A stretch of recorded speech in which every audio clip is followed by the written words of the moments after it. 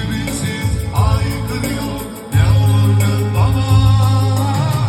Allah'ım güç ver bana, sığındım sana. Bu ne dayanılmaz bir acı, sabır ver bana. Yeter artık.